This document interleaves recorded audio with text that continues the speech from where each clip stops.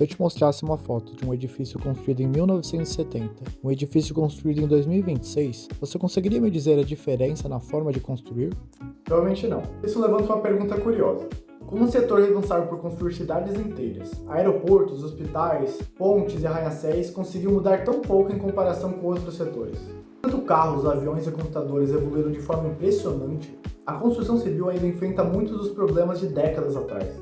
Mas por quê? Oi, eu sou Lucas Pignatari, sou arquiteto, estudante de engenharia civil e já trabalho com construção industrializada há alguns anos.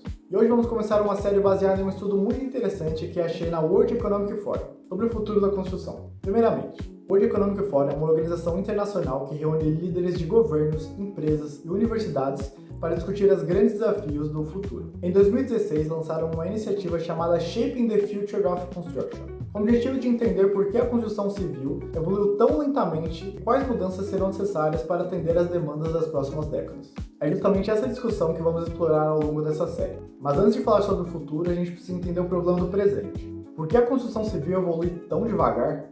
A construção civil é uma das maiores indústrias do planeta. Ela movimenta trilhões todos os anos e está presente em tudo. Mas existe um problema. Mesmo sendo uma das maiores indústrias, a sua produtividade cresceu muito menos do que outros setores, como manufatura, varejo e agricultura. Enquanto a indústria automobilística passou por várias revoluções industriais, a construção permaneceu muito dependente a processos manuais, como essa obra de arte.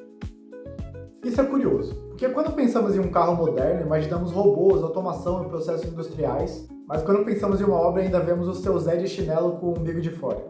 A resposta não é simples. Construir um edifício é muito diferente de fabricar um carro. Cada terreno é diferente, cada cliente é diferente, cada projeto é diferente. Além disso, a construção envolve dezenas de empresas, centenas de pessoas e milhares de decisões. Projetistas, fabricantes, fornecedores, construtoras, instaladores, cliente, fiscalização, todos precisam trabalhar em conjunto. E quando essa coordenação falha, e falha muito, surgem atrasos, retrabalhos e desperdício. Construir um edifício é quase um exercício coletivo de improvisação. É um produto extremamente complexo, com infinitas possibilidades, desenvolvido por várias equipes que muitas vezes discordam entre si. Tudo isso acontece dentro de processos que variam de empresa para empresa e às vezes que variam dentro da mesma empresa. Se fabricar um carro é seguir uma receita de bolo, construir um prédio muitas vezes parece tentar cozinhar um banquete durante uma gincana de revezamento, sem receita, com metade dos ingredientes atrasados e o chão da cozinha tá pegando fogo. Sim, estamos no inferno, de mãos dadas, tentando fazer o nosso melhor. Enquanto alguém pergunta se dá para antecipar a entrega em 2 semanas, sendo que a gente sabe muito bem que vai atrasar 3.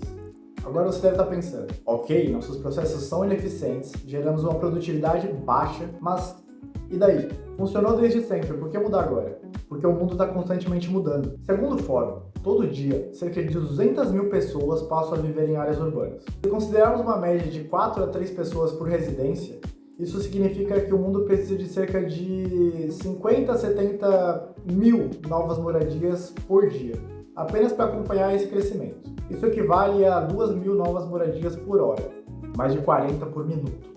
Enquanto você assiste esse vídeo, dezenas de novas famílias precisam de um lugar para morar.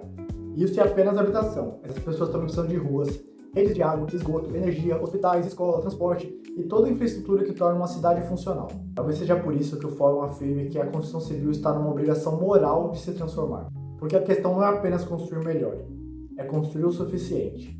Quer um exemplo prático? Beleza. Olhando para o mercado imobiliário atual, já podemos sentir parte dessa pressão. Nossos pais e avós viveram em uma época que era muito mais comum sair da casa dos pais ainda jovem.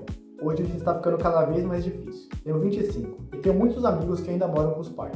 Isso não chega nem perto de ser um absurdo hoje em dia, mas é revoltante. Muitos jovens trabalham, estudam e mesmo assim não se encontram na condição de pagar um aluguel. Quem dirá comprar um imóvel?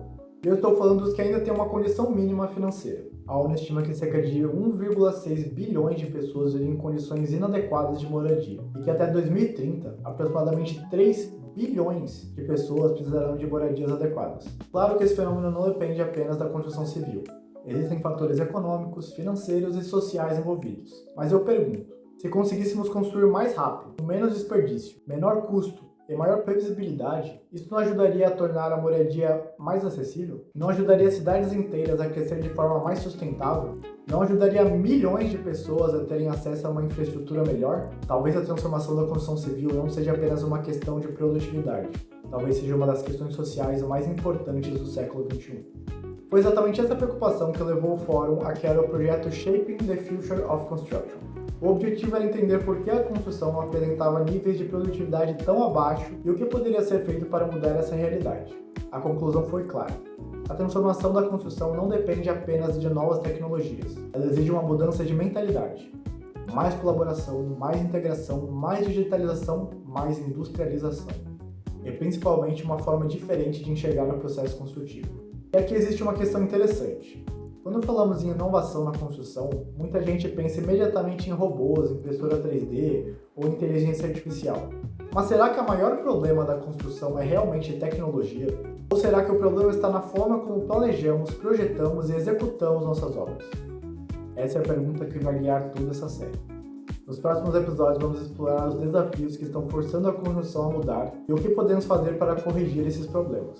Porque a grande questão já não é se a construção vai mudar, ela já está mudando. A questão é, quem está preparado para ela? Se você trabalha com arquitetura, engenharia, construção ou simplesmente está interessado com o nosso futuro, está mais que convidado a me acompanhar nessa série de vídeos.